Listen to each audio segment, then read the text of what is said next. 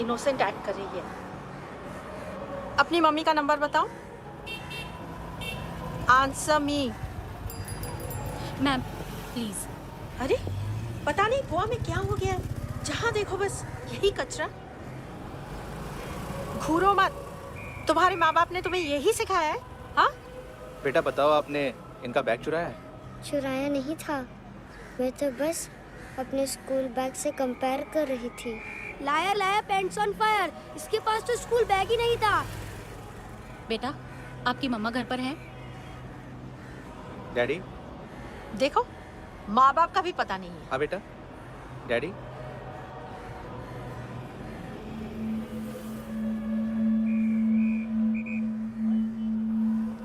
वो आपकी डैडी है? Excuse me sir. अरे भाई साहब, ओ भाई साहब।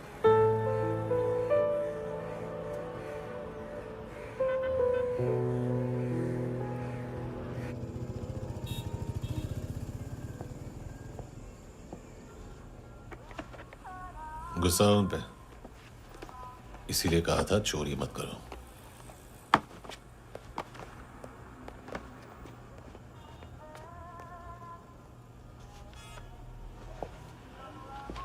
एक्चुअली उसने मुझे पे करने को कहा था। नेवर माइंड,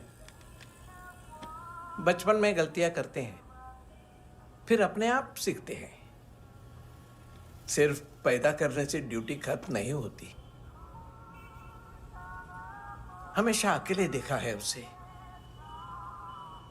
उसको अपना वक्त दो, उसके साथ आया करो जैसे बाकी डैडीज आते हैं, and she will be fine.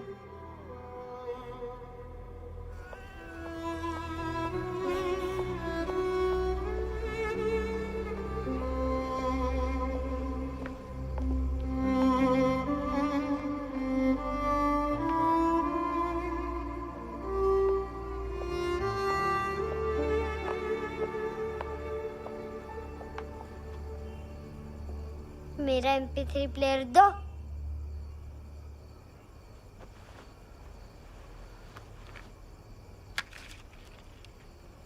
Handsome, देने के लिए पैसे नहीं है, लेकिन ये लो, बहुत प्रेशियस है, सबको बचाता है। अगर तुम्हारे पास रहेगा तो तुम्हें कोई कुछ नहीं कर पाएगा।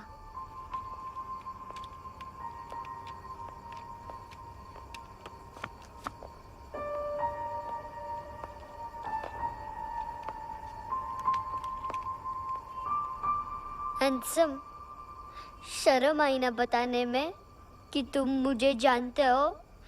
सब प्रिटेंड करते हैं कि मुझे नहीं जानते। मेरे स्कूल में भी मम्मा ने भी कहा, अगर कभी रास्ता भूल जाओ तो फोन नंबर और एड्रेस भी भूल जाना। वापस घर मत आना। जब बहुत ड्रिंक करती है तो कहती है कि हम दोनों को मर जाना चाहिए। मैं उस मोटी पर गुस्सा नहीं थी, उसने तो सिर्फ मुझे मारा। लेकिन तुम तो उससे भी बुरे हो। लेकिन मैं तुम्हें हेट नहीं कर सकती। अगर मैं तुम्हें हेट करूंगी तो पूरे वर्ल्ड में लाइक करने के लिए कोई रहेगा ही नहीं ना। मैं तुम्हें हेट नहीं कर सकती।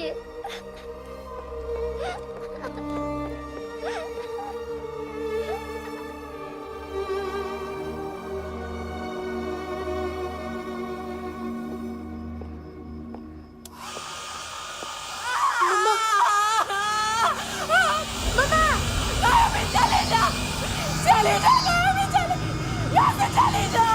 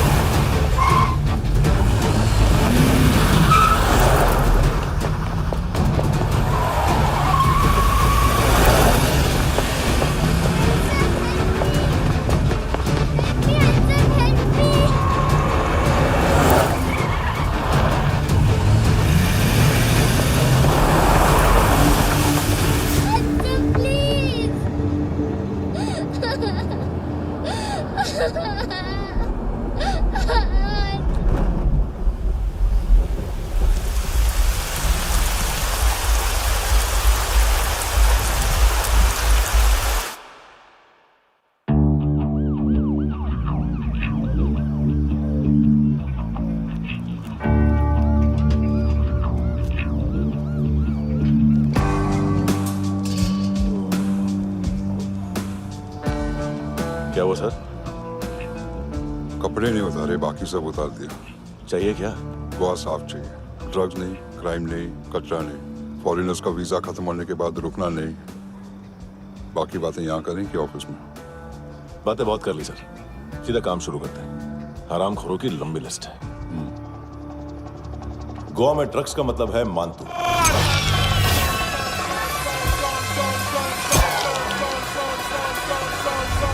माल लाने वाला, डिस्ट्रीब्यूट करने वाला और पेडलर्स का पूरा रैकेट संभालने वाला यही है। ये फुटबॉल है, मानतू का बायां हाथ। सिर्फ खाल मोटी है, अकल नहीं। मानतू का मेन बिजनेस यही संभालता है। So shape up our shit out.